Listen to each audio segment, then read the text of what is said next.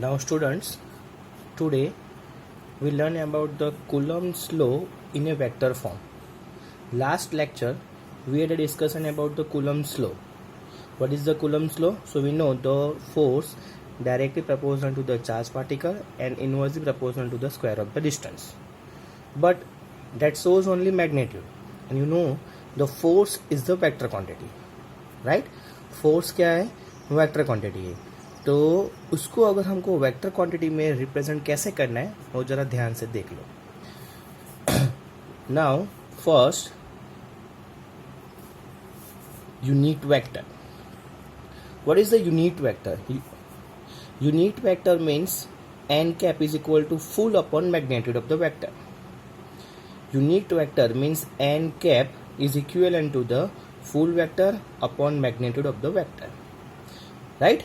That means अगर मुझे कोई भी क्वांटिटी को वेक्टर फॉर्म में रिप्रेजेंट करना है तो मैं उसको ऐसे लिख सकता हूँ. फुल वेक्टर मीन्स ये जो है full vector is equivalent to the magnitude into unit vector. ये क्या हो गया? उसका रिप्रेजेंटेशन. कोई भी क्वांटिटी को मीन्स कोई भी क्वांटिटी को अगर हमको वेक्टर में रिप्रेजेंट करना है तो हम लोग उसको ऐसे रिप्रेजेंट कर सकते हैं. Full vector is equivalent to the magnitude into unit vector. Right? Now ये मीन्स डायमेंशन आपको एक्सिस दिख रहा है. It is the origin, x axis, y axis and z axis, जहां पे हमने दो charge particle Q1 and Q2 को ओरिजिन से रिप्रेजेंट किया हुआ है.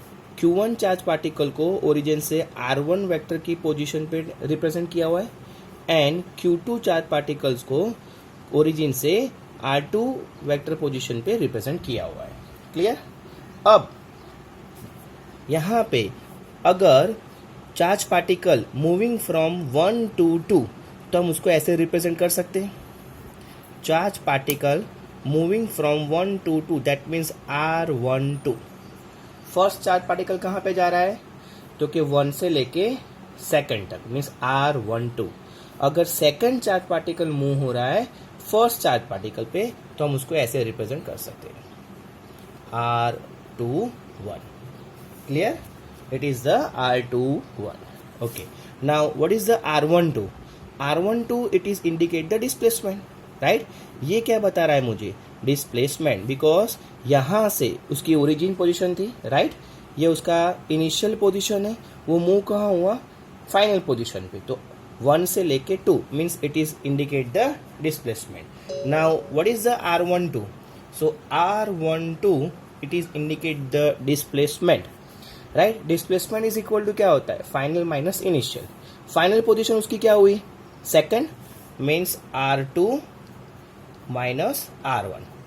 फाइनल माइनस इनिशियल, इसको हम लोग ऐसे लिख सकते हैं. राइट? अगर मुझे R21 इंडिकेट करना है तो फाइनल पोजीशन उसकी क्या हुई? R1 means R1 minus R2. आप उसको ऐसे इंडिकेट कर सकते हो.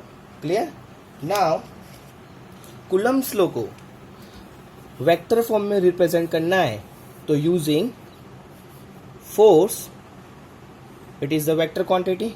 सो F is equivalent to the K Q1 Q2 upon R square. Right? समझ लो कि इन दोनों ही चार्ज पार्टिकल जो है वो क्या है? पॉजिटिव चार्ज पार्टिकल्स है.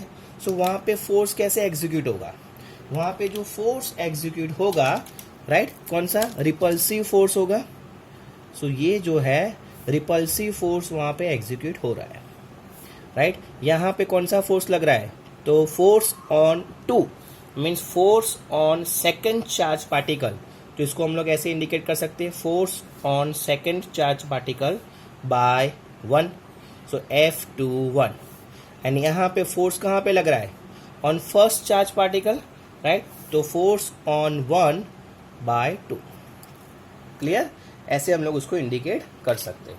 सो सपोज हमको मैग्नीट्यूड निकालना है फोर्स ऑन 1 बाय 2. इसको हम लोग ऐसे रीड कर सकते हैं, force on 1 by second charge particle, दोनों ही पॉजिटिव चार्ज पार्टिकल है, मीन्स वहां पे रिपल्सिव फोर्स एग्जीक्यूट हो रहा है।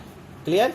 ओके, नाउ सो देखो यहाँ पे F12 is equal to K Q1 Q2, right? कौन सा मीन्स कौन सा पोजीशन की डायरेक्शन सेम है वहां पे? तो क्या R21 फोर्स कहाँ पे लग रहा है? ये डायरेक्शन में। R21 भी कौन से डायरेक्शन में जा रहा है? ये डायरेक्शन में। सो यहाँ पे सेम डायरेक्शन में लिख R21 का होल स्क्वायर, राइट?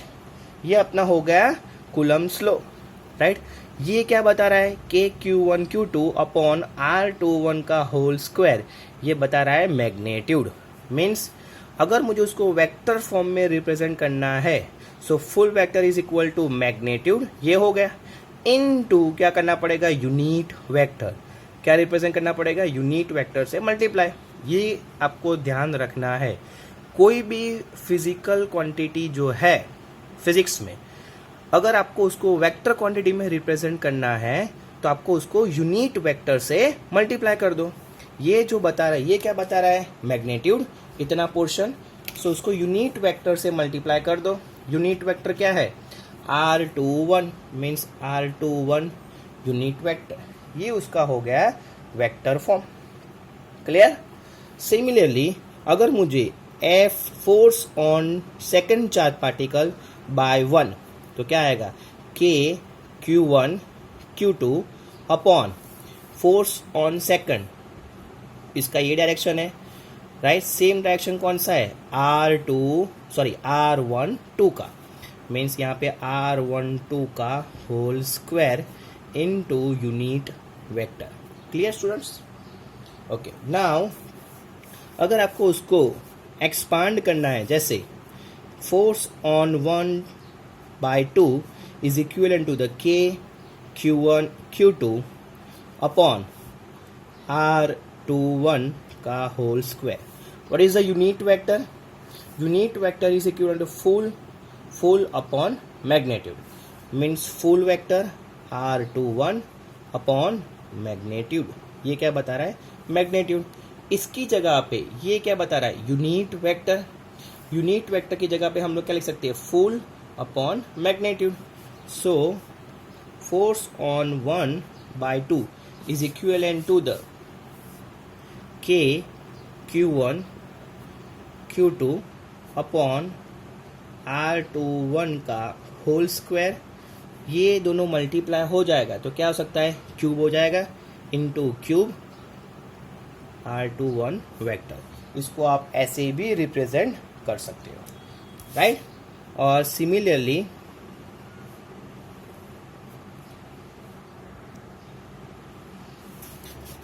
आप F21 को भी रिप्रेजेंट कर सकते हो। F2 force on second charge particle by 1 is equal to the K Q1 Q2 upon R12 का whole square into unit vector. Unit vector is equal to the full upon magnitude. फिर से so full vector R12 upon magnitude, ये दोनों magnitude ही है, means cube हो जाएगा। So F21 is equal to the K Q1 Q2 upon R12 का cube into R12 vector. तो इसको आप ऐसे वेक्टर फॉर्म में रिप्रेजेंट कर सकते हो। Clear? So that is the Coulomb's law in a vector form.